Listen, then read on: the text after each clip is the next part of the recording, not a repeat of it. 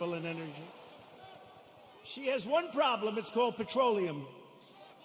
No president or administration has done more in the first 3.5 years than the Trump administration. Not even close. Nobody. Our incredible success in rebuilding America stands in stark contrast to the extremism and destruction and violence of the radical left. We just saw it outside. We just saw it outside. You saw these thugs that came along. These people call them protesters. Isn't it beautiful? It's so beautiful. No, they're so wonderful. They call them the Boston Tea Party. They're so wonderful. Yeah, they call them. You ever watch fake news CNN? You ever watch where they go?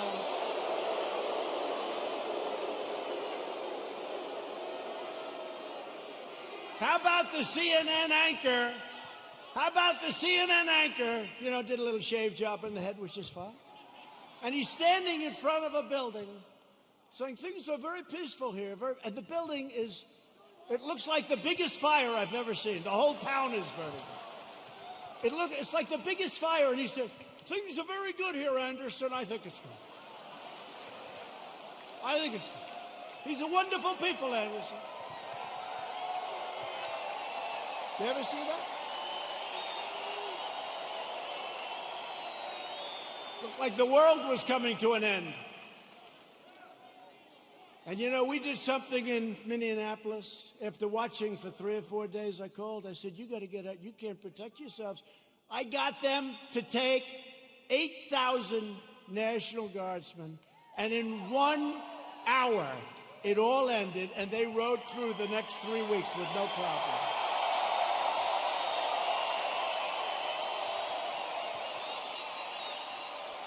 And we did the same thing in other cities. But how about Seattle? Isn't that great?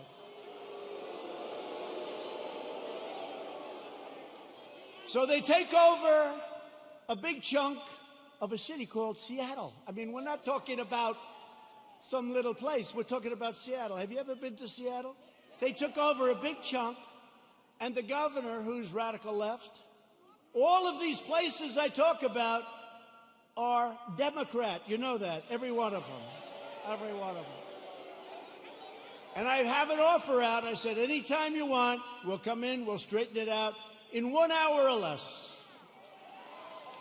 Now, I may be wrong, but it's probably better for us to just watch that disaster.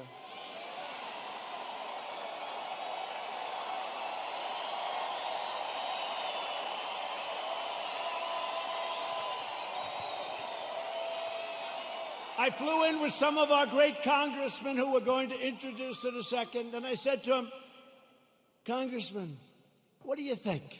I can straighten it out fast. Should we just go in? No, sir. Let it simmer for a little while. Let people see what radical left Democrats will do to our country.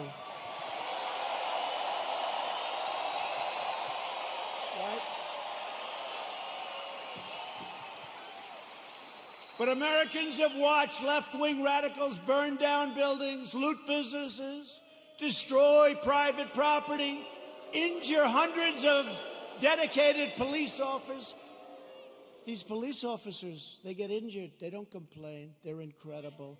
And injure thousands upon thousands of people only to hear the radical fake news say what a beautiful rally it was.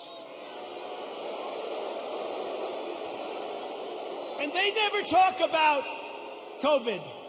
They don't talk about when you see 25,000 people walking down Fifth Avenue or walking down a street of a Democrat-run city. You never hear them saying they're not wearing their mask. You don't hear them saying as they're breaking windows and running in. And then when I say the looters, the anarchists, the agitators, they say, what a terrible thing for our president to say. What a terrible thing. But you don't hear them talking about COVID. COVID.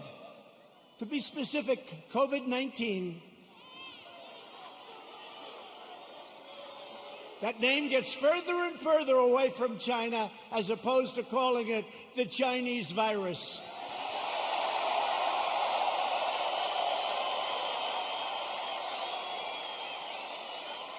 And despite the fact that I have done a phenomenal job with it, I shut down the United States to very heavily infected, but all people from China in late January, which is months earlier than other people would have done it if they would have done it at all. I saved hundreds of thousands of lives. We don't ever get even a mention. Then I closed it down to Europe early. Closed it down because I saw what was happening. And by the way, most people said, don't do it. Don't do it. We saved hundreds of thousands of lives. And all we do is get hit on like we're terrible. And what we've done with the ventilators and with the medical equipment and with testing, you know, testing is a double-edged sword. We've tested now 25 million people.